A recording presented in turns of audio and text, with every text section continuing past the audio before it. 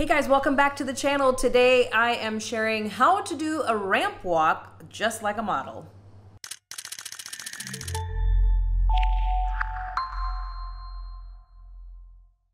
All right guys, Allie here with NGM Modeling, and let's jump right into this. So one of the things that you're going to do is you're going to stop at that midway point and you're going to do either a full turn or 2 half turns if you are not, an expert in the full turn. Definitely make sure to check out our other videos because we do have some great tips on doing full turns.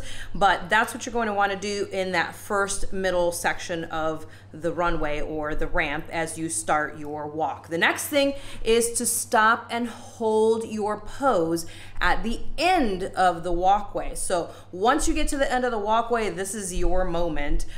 This is where you're going to get those awesome pictures that you'll be able to use later from all of the photographers in the gallery. So make sure that you give yourself the opportunity to get good photos by making sure to pose at the end of the ramp, at the end of the runway, and don't rush through those poses as you get down there. The next thing is don't look down when you're turning.